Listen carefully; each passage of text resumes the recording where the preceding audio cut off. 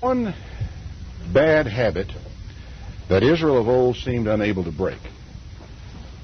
I hadn't realized how pervasive it was or how damaging it was until I read a recent article in Biblical Archaeology Review. It's a fascinating book. It's a popular publication made for the public, not just for scholars.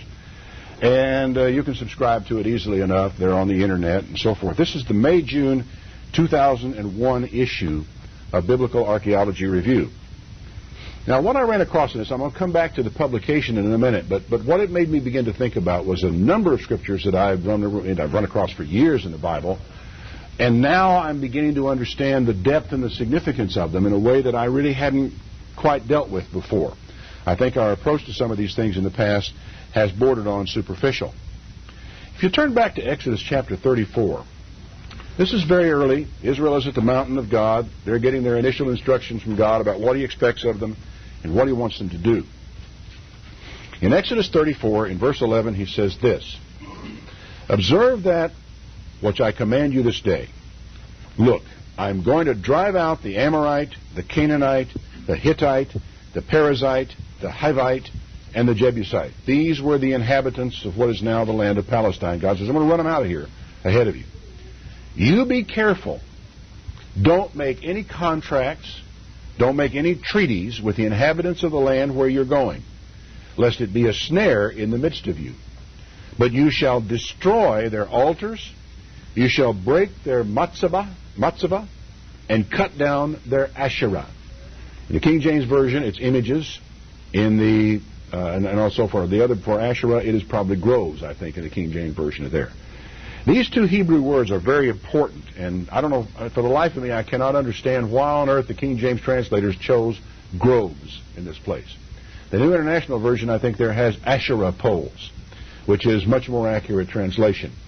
And the initial commandment is that you're not to do, to break down their standing stones. That's what matzavah are. There are these large standing pillars of stone that are found all over the Middle East, as a matter of fact, and primarily in the southern regions of the Negev in Israel. They're found down there by their dozens and dozens, all over the place. Israel was told to break those things down, the ones that belonged to the pagans. Now, also, what you should know is that Asherah, or are representations of Ashtoreth, who is also known, probably in more modern terms, as Easter. This is precisely the same goddess that was known of old as Easter. She has come down through pagan mythology to the present day. Her name is familiar to all of you, I'm quite certain. But hardly anybody, I think, really understands who this goddess was, how pervasive her influence was, and how enduring her influence was, not only among the Israelites, but among all the people who were around Israel. In Deuteronomy chapter 12, there's another reference I want to call to your attention. Deuteronomy chapter 12, verse 1. "These are the statutes and judgments which you shall observe to do in the land which the Lord God of your fathers gives you to possess, all the days that you live upon the earth. You shall utterly destroy all the places where the nations which you shall possess serve their gods, upon the high mountains, upon the hills, under every green tree. You shall overthrow their altars. You shall break down their matzavah." In other words, those standing pillars, you are to break them. "You shall burn their Asherah with fire. You shall cut down the graven images." Notice the difference between images and graven images. Images, as it's used here, is talking about matzavah, or standing stones. Uncut, and no chisel has ever come on them. They're just an upright standing stone. You shall break those. You shall burn their Asherah with fire. You shall cut down the graven images, which are idols that are actually carved, and destroy the names of them out of that place. You shall not do any of the things they did to the Lord your God. Now, let me ask you this. Do you understand these instructions? Are they clear to you? I mean, it's almost impossible not to understand exactly what you're supposed to do. I mean, because you know what these standing stones are out there. You know what they mean. You know what they're for, because they're part of the world that you come up in. And you know what an Asherah pole is. Otherwise, why is he telling them? He would have to explain it if they didn't know. But the fact is, they were all over the place where they were and where they were going. Now, the instructions as to what they were to do about them is really quite explicit. Here's another instruction, chapter 12 of Deuteronomy, a little bit later, verse 29. "When the Lord your God shall cut off the nations from before you, where you go to possess them, and you succeed them and dwell in their land, take heed to yourself, that you are not snared by following them after they're destroyed before them. Don't inquire after their gods, saying, now, how did these nations worship their gods? I'll do the same thing. Now, the thing that is not well understood, I think, in many cases, is that what is really at stake is not merely an abandonment of Yahweh or Jehovah, not merely that, and the acceptance of Baal or Chemosh or one of the others. It is the adoption of the practices of the worshippers of Baal, Chemosh, and Ashtoreth, and adapting these practices to the worship of God. This is what's at stake. And it's a major issue that God is dealing with these people on. And He wants to be sure they understand it. He says, you don't do that. You shall not do so to the Lord their God, for every abomination to the Lord which He hates have they done to their gods. For even their own sons and their daughters they have burnt in the fire to their gods. What things soever I command you, observe to do it. Don't add to it. Don't diminish from it. Now, what part of this do we not understand? Pretty simple, isn't it? I'm asking my promos for the broadcast these days are, why is the Bible so hard to understand? It's been translated into our language. We should be able to just sit down and read it and understand it. I understand this. It's clear as a bell what you're supposed to do and what you're not supposed to do. You don't? Go look and see. Let's see how. That's a cute custom they have over there with Chemosh. Let's adapt that to the worship of Yahweh. Well, it was done. It was done all the time. Now, the instructions were clear, but they didn't hold. They did not hold for very long at all. In Judges, chapter 3, for example, chapter 3 of Judges, verse 5, the children of Israel dwelt among the Canaanites, Hittites, and Amorites, and they gave their daughters to their sons, and they served their gods. And the children of Israel did evil in the sight of the Lord, and they forgot the Lord their God, and served Baalim and Asherah. Now, you can read this, very simple. It's Baal and Easter were who they served. Now, as I go on down through this, I want you to think about this curious habit that happened. I will come back to these and read probably a number of other scriptures to you about what they were doing and why they were doing it. But I want to skip now back over to this article from Biblical Archaeology Review. It's actually two articles. They're in the May-June issue of this year's BAR. That's 2001. And one of them is titled Pagan Yahwism, the Folk Religion of Ancient Israel. And when I saw this title, I was really stunned by it, because for a very long time I have understood that what was going on out in the villages and the towns and so forth of Israel of old was a kind of not mere paganism, but pagan Yahwism. That is, a paganized worship of God. And this was a major problem. I could see it in the Bible. It was on, so coming to me loud and clear. For example, whenever they came out of Egypt, they were at the foot of Mount Sinai, and Moses was slow coming down the mountain. You may recall this. Aaron got all the people together, got them to break off their earrings and give them all the gold, and they formed a golden calf, and they said, these are your gods, this golden calf that brought you out of the land of Egypt. And he declared the day a feast to Yahweh. Not to the calf, to Yahweh. And the symbolism and all the stuff that they were doing was pagan. Aaron himself introduced right at the foot of Mount Sinai a form of pagan Yahwism that permeated Israel for generations and followed. And this is one of the things that God in His instructions tells them, don't do this. Don't go that way. And He told them in language I think is clear enough for anybody to understand. So when I encountered this article, I was very struck by what I found. He says the archaeological evidence we will look at comes mostly from Judah in what is known in archaeological terms as the Assyrian period. That's from 721 BC to 586. That's from the destruction of Samaria in the north to the destruction of Judah in the south. That's the period of time that you're looking at. A time well past the building of Solomon's temple. He says in verse, King Solomon built his temple somewhere around about 950 BC. So while Yahweh was the God of the Israelites, other nations had their own national gods. The chief god of the Phoenicians was Baal. For the Philistines, the chief god was at first Dagon, and later also Baal. For the Ammonites, it was Milcom. For the Moabites, Chemosh. For the Edomites, Kos. For the Israelites and Judahites, Yahwism. Except for the one God, Kos, who appears only in the archaeological record, all these gods are mentioned in the Bible. And you know that, and know that quite well. What you may not realize is that the rites, services, instruments, the censers, the little tongs to take things off the altar with, all the symbolism that was connected with most of these religions were interchangeable. They're very similar. That the god may be named Baal or he may be named Chemosh, but you could take the instruments out of the temple of Chemosh, take them over to the temple of Baal and use them there, and nobody over there would know they weren't made for Baal in the first place. Because all the little symbols, even the pomegranates and so forth being on top of them, all these were similar from one of these religions to the other, and commonly when they conquered one, they took their instruments and they took them and they used them to worship their god in their temple when they got home.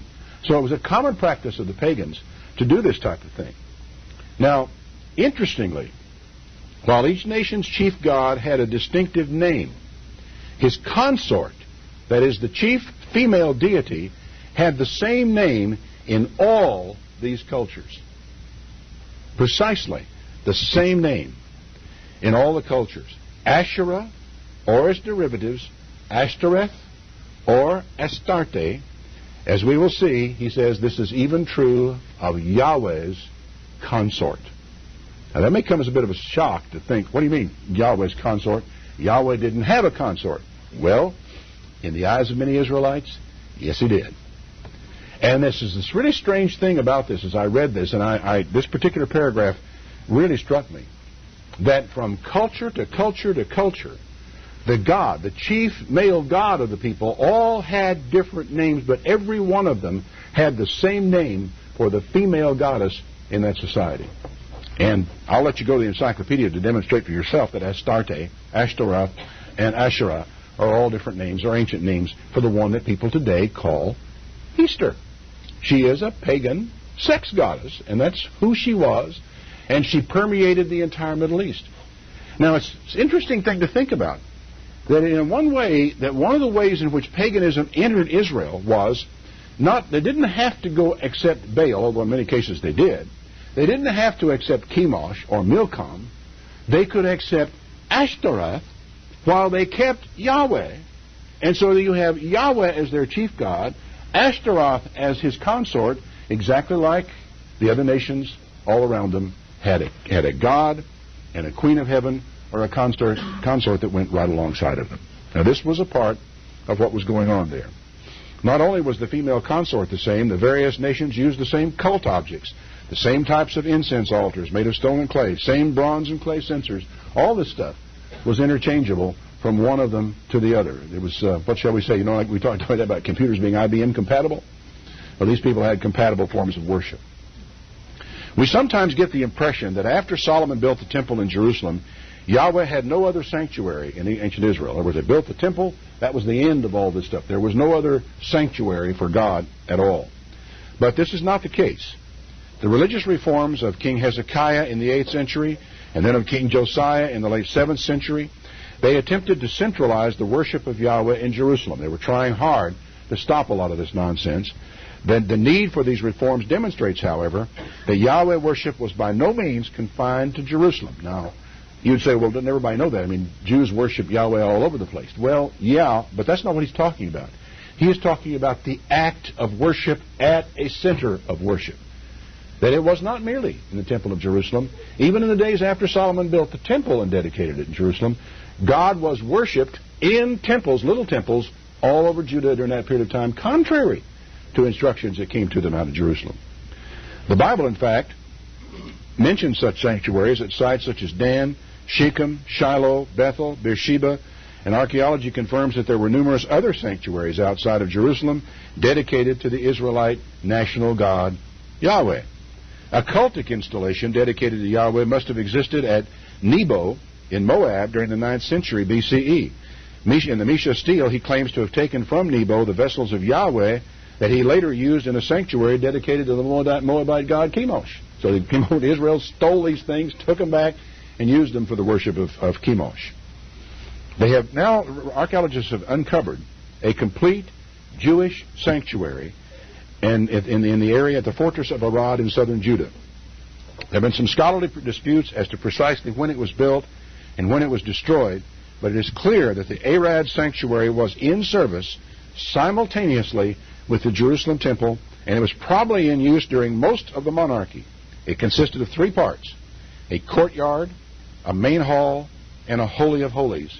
And you ascended up to the Holy of Holies by 3 steps. In the Holy of Holies was a matzavah, a standing stone. 2 additional matzavah were embedded in the wall of the Holy of Holies in this place. On the 3rd step, there were 2 limestone incense burners. Now, this is interesting because here you have got the standing stone and 2 other standing stones embedded in the walls, and the whole idea of a triad begins to come into play and was in existence at Arad in southern Judah while the first temple was still standing and being served in Jerusalem. Okay, he says cult installations have also been excavated in many Israelite and Jewish fortresses during the period of time. There are houses of Yahweh that they are called, and they don't mean by house of Yahweh in these old inscriptions the Jerusalem temple. They mean a local area of worship of Yahweh that existed in a community in that place. The prevalence of Yahweh worship is also reflected in the frequency with which his name is invoked. In the ostraka, and ostraka are little bits of pottery upon which people wrote. You know, they didn't have paper and pad and pencils. They would take a piece of pottery and a little ink, and they would write on the piece of pottery. The places in which the ostraka are found, such as Arad and Lachish, that God's name appears in numerous oaths and blessing. I have blessed you till Yahweh. May Yahweh hear my voice, my Lord, tidings of peace. May Yahweh bless you in peace. These are all over the place down through there as people would write these things out on these little pieces of pottery, which I guess you would take and give like a greeting card to someone else. We have paper, at least we used to have. Now we can send greeting cards on the computer. They had little pieces of pottery that they wrote their greeting on and gave to another person. Yet, he says, although worship of Yahweh was widespread, his question is, was it pure? Or did the elements of the population mix their Yahwism with paganism? Now, that question, to a careful reader of the Old Testament, is redundant, because we all know from a careful reading of the Old Testament that Israel was shot through with paganism through most of its history. We get references to it in Kings and Chronicles all over the place. We have the references to it in prophets.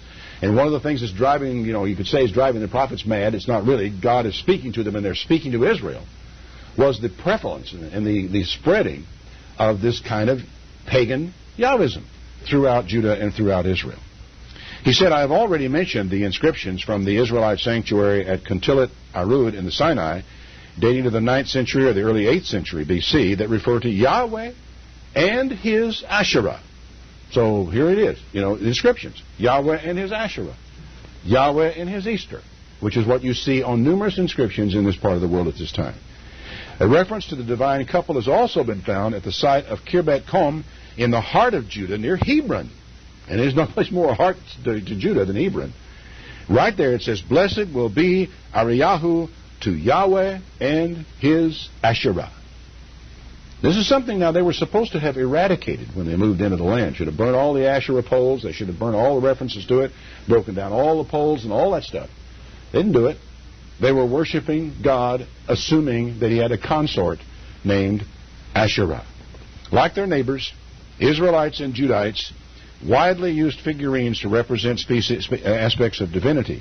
It is rather surprising that so many figurines peculiar only in Judah are found within the borders of this supposedly monotheistic, but not to say imageless, kingdom.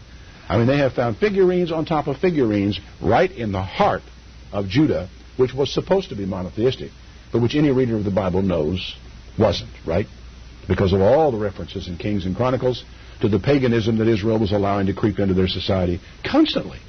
Well, now the archaeologists are digging up evidence of it everywhere that demonstrates that what the prophet said, what the writer of Kings and Chronicles said, was absolutely true about the way Israel was behaving themselves.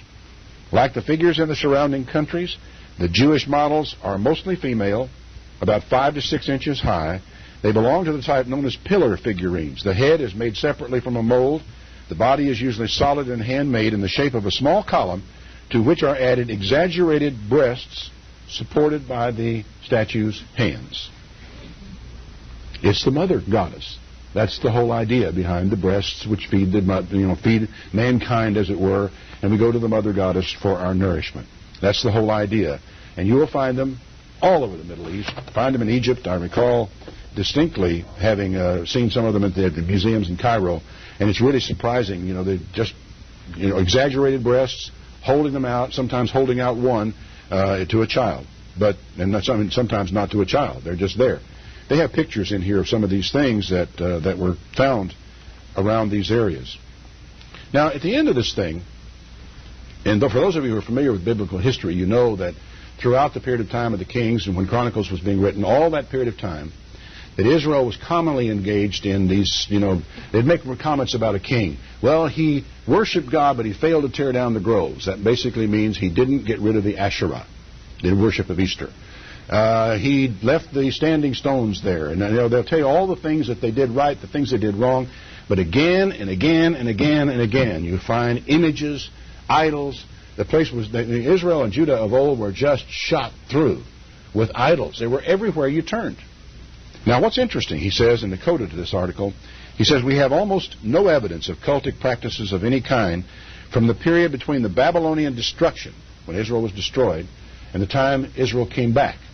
In other words, during that period of time, there is no indication of any kind of cultic observance. By that they mean a specifically religious observance in that whole period of time. Naturally, Israel was gone, nobody was there.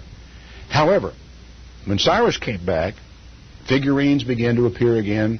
All sorts of little, houses of worship began to appear, and all this type of thing. However, with a difference.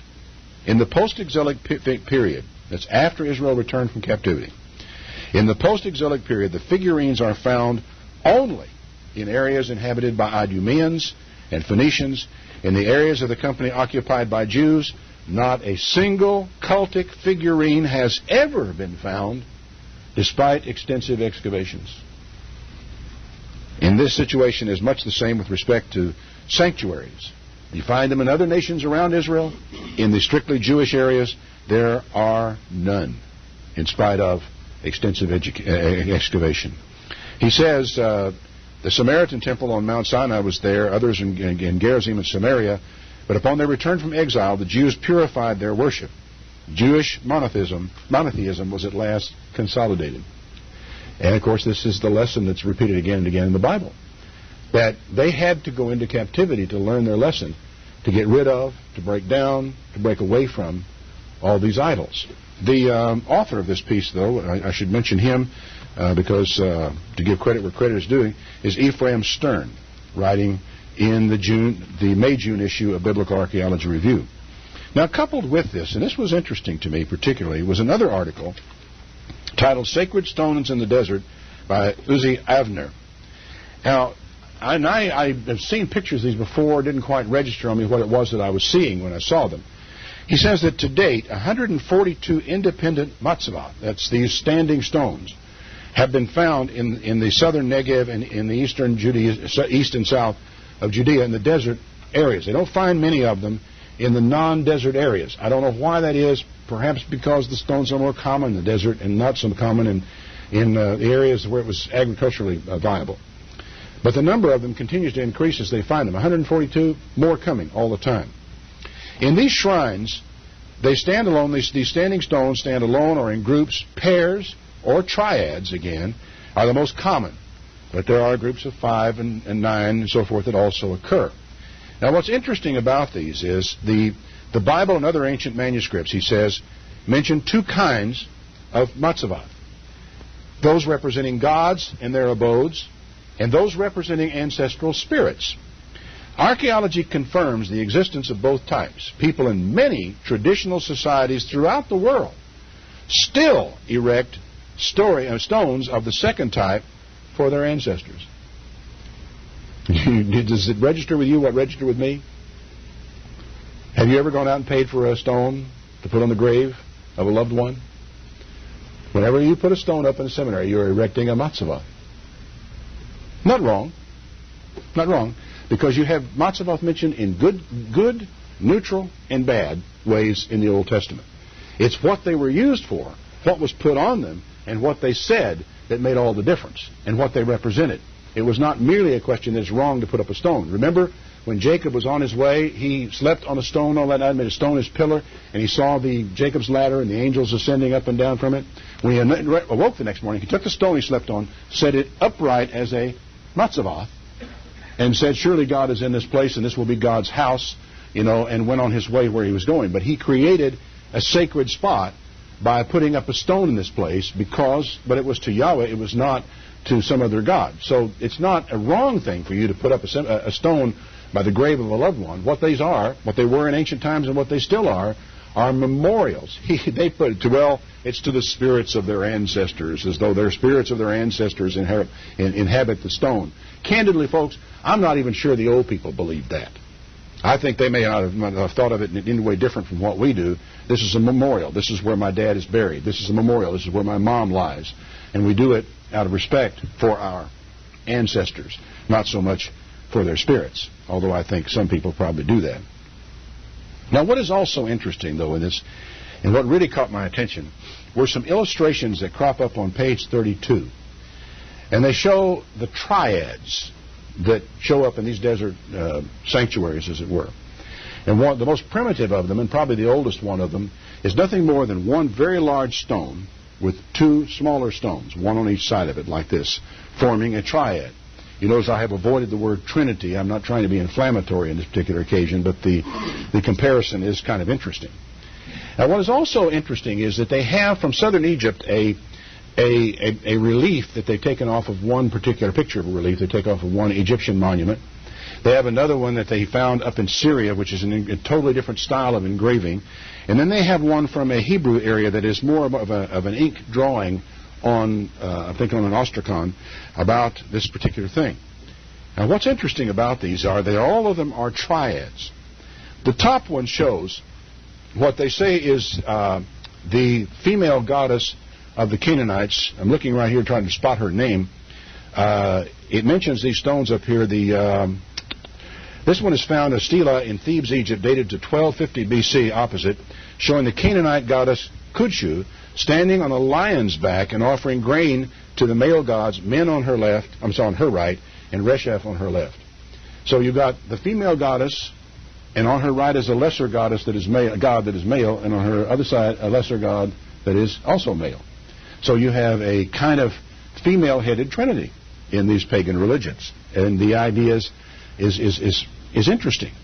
Now, then just below it, the next one shows her there, bare-breasted, and both of these are bare-breasted, one of them more prominent than the other, and she is also standing on something which is hard to identify, and she has two ibexes. Now, ibexes are goats, one on the right, one on the left, standing upright, and she is, just as she was to the two gods, she was feeding them grain.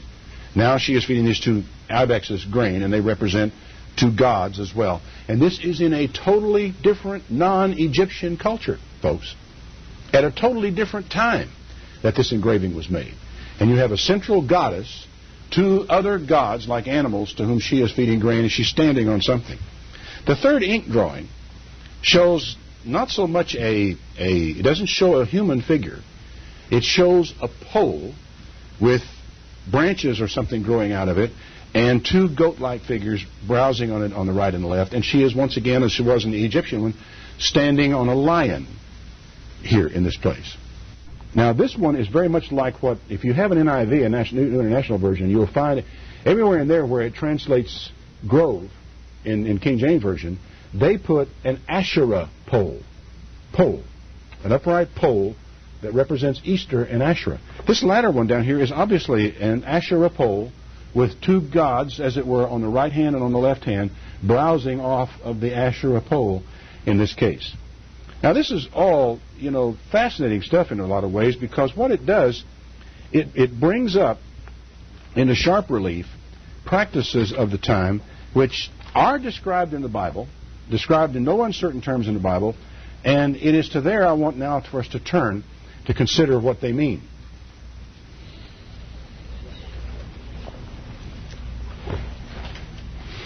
Samuel, in 1 Samuel 7, chapter 7, verse 3, said this. He spoke to all the house of Israel and said, if you do return to the Lord with all your hearts, put away the strange god and Ashtaroth from among you, and prepare your hearts to the Lord, and serve him only, and he will deliver you out of the hand of the Philistines. And the children of Israel under Samuel put away Baal and Ashtaroth. You have one of the most common pagan gods of the time, Baal the storm god, and Easter, on the other hand, who formed a dyad in this particular case at this time in history. Samuel tells Israel, put them away. What does it tell you? Israel had them. They had bought into it very deeply by the time Samuel came on the scene, which was a long time after the Exodus, a long time after Moses knew it. All past the period of Judges is just about finished. And they're still fooling around with Baal and Ashtaroth, two gods. But during the course of time in Israel's history, you would think somewhere along the line they would begin to really deal with this problem and get rid of these things. But they didn't. And one of the most startling things of all you'll find in 1 Kings chapter 11 and verse 1. And this one, when you think about it, is really kind of mind-boggling. King Solomon, it says, loved many strange women, together with the daughter of Pharaoh, women of the Moabites, Ammonites, Edomites, Zidonians, and Hittites. These are names that keep ricocheting back at us from the pages of Archaeology Review about people and their pagan gods with the names of their pagan gods. He said, of the nations concerning which the Lord said to Israel, you shall not go into them, and they're not to come into you. That means you're not supposed to marry them. You're not supposed to be raising children by these people. He says, surely they will turn away your heart after their gods. Solomon clave to these in love, and he had 700 wives, princesses, 300 concubines, and his wives turned away his heart. It came to pass, verse 4, when Solomon was old, that his wives turned away his heart after other gods. His heart was not perfect with the Lord his God, as was the heart of David his father. For Solomon went after Ashtaroth, the god of the Zidonians, after Milcom, the abomination of the Ammonites. And Solomon did evil in the sight of the Lord, and went not fully after the Lord as did David his father. Then Solomon built a high place for the abomination of the children of Ammon. Do you realize what you just looked at here? Solomon worshipped Ashtaroth, Milcom, Chemosh. That triad that is pictured in all these pagan things where you have the female goddess in the middle and a god on both sides. Male gods, but lesser in a way. Both in every case they are slightly below, they are smaller than, and seem and really be subservient to, because she is giving them the food that they're going to be eating, to the female goddess. It's a very, very pervasive and theme in the Bible. And likewise for all his strange wives which burnt incense and sacrificed to their gods, the Lord was angry with Solomon because his heart was turned from the Lord God of Israel, who had appeared to him twice. Twice God actually appeared to Solomon. And God spoke to Solomon. And he still turned his heart away from God. And you know what's another thing that's interesting about this to me is how he compares Solomon to David and says his heart was not right with God like the heart of David was. Now, when you understand the weaknesses of David, and when you understand how that he committed adultery with a man's wife and had the man killed later on, you really have a hard time understanding, well, how was David a man after God's own heart? David had many human weaknesses. He sinned mightily in many cases. But David never followed Ashtaroth. He never followed Milcom. He never followed Chemosh. There was not one idolatrous bone in David's body. Which means that when he did sin, he knew he sinned, he knew who he sinned against, and he knew what he had to do about it to turn his life around, which the 51st Psalm tells us in no uncertain terms. It is the dedication to God, even with all kinds of human weaknesses, that made the difference between David and Solomon, something that otherwise might not be terribly apparent. Rehoboam. This is 1 Kings 14, verse 21. Rehoboam, the son of Solomon, reigned in Judah. Rehoboam was 41 years old when he began to reign. He reigned 17 years in Jerusalem, the city which the Lord God chose out of all the tribes of Israel to put his name there. His mother's name was Naamah an Ammonitess, who probably worshipped a different god. And Judah did evil in the sight of the Lord. They provoked him to jealousy with their sins, which they had committed above all their fathers have done. They also built them high places, and Matzebah, and Asherah, on every high hill and under every green tree. The standing stones, the gods, the central goddess being Asherah or Easter or Astarte, and that was all a part of what they did. In 1 Kings 11, verse 31, God said to Jeroboam, take 10 pieces, for the Lord God of Israel said, I'm going to tear the kingdom out of the hand of Solomon and give 10 tribes to you. He'll have 1 tribe for my servant David's sake and for Jerusalem's sake, the city which I have chosen out of all the tribes of Israel. Because they have forsaken me, they have worshipped Ashtaroth, the goddess of the Zidonians, Chemosh, the god of the Moabites, and Milcom, the god of the children of Ammon. A triad again, with Asherah, Astarte, Ashtoreth, having the central position in this particular triad, which I thought was rather interesting. And by the way, did you ever notice in the interesting situation about with Elijah on Mount Carmel, when they gathered all the prophets of Baal, remember all that? You may have forgotten that it also mentions the prophets of the groves. It's not groves, it's Asherah. It actually says categorically, send and gather all Israel to Mount Carmel, the prophets of Baal 450, and the prophets of the Asherah 400, which eat at Jezebel's table. The worship of Asherah shot through that whole nation during this period of time. Now it's interesting. When you come all the way down to the New Testament, none of this has gone away. In the Acts 15 conference, when the whole church came together, and the question, arose of what we're going to do, one of the things that they were particularly concerned about when they wrote out to all these churches about the things they had to really watch out for was fornication. Why did they have to tell them that? Because fornication was a common part of the worship of some of the pagan goddesses in their area. That Artemis was worshipped in Ephesus under the name of Diana. And that all this goddess worship had made its way right down throughout the Gentile world, even though it was not in Judah. It was throughout the Gentile world where they were now going. And so the Jerusalem church had to feel compelled to warn the Gentile Christians to stay away from that kind of worship. And I've marveled at the persistence of this goddess from the ancient world, and I can't help wondering what her appeal is. Is it sex? That's not hard to understand how that people would be attracted to a worship or that involved the sex act as a part of the worship with temple prostitutes, male or female. And some ancient monuments would suggest that. But what is really odd in a way is that the modern world has also retained a devotion, an odd devotion to this goddess under the name of Easter. And she is still here. She still dominates people's thoughts once a year. And it's interesting, she has fertility symbols like rabbits and eggs and all of that, and yet she has managed to have her name on what many consider the greatest of Christian observances, Resurrection Sunday. And there's no sex involved with it. There's no eroticism involved with Easter in any way, shape, form, or fashion. And yet still, she is here. And I have to conclude that this is a spiritual matter that transcends sex. That this goddess has managed to corrupt the worship of God for thousands of years and still manages to do it to this day. Now, yet ahead of us, there's yet one more manifestation of this goddess in Revelation chapter 17. And I don't know how I missed it, but this had never occurred to me until this morning. Revelation chapter 17.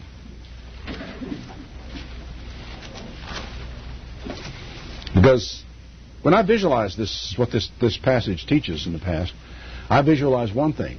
And when I looked at these ostracon, when I looked at these diagrams, I looked at these bas-reliefs from ancient Egypt, it didn't dawn on me at first what I was looking at, and then all of a sudden it did dawn on me. It's like one of those little switches and your mind goes off. This woman is standing on a lion. Why is she standing on a lion? Well, then I remembered Revelation 17. There came out one of the 7 angels which had the 7 vials and talked to me, saying, Come here, I'll show you the judgment of the great whore that sits upon many waters, with whom the kings of the earth have committed fornication. The inhabitants of the earth have been made drunk with the wine of her fornication. Not just a few people, folks. Everybody, the whole world, has been influenced by this woman. He carried me away in the spirit in the wilderness, and I saw a woman sit upon a scarlet-colored beast, full of the names of blasphemy, having 7 heads and 10 horns. And we go all the way back to the Asherah, who, standing on a lion, had two gods alongside of her that she was feeding, that she was on a beast. Now as we come down toward the end time, the image looks a little different. The beast has horns and heads. It's identified as being a red, but you have a woman riding a beast. Something that existed in Egypt 1,200 years before Christ, and possibly, almost certainly, even a long time before that. It's really a difficult thing in some ways to grasp the depth and the significance of what all this means.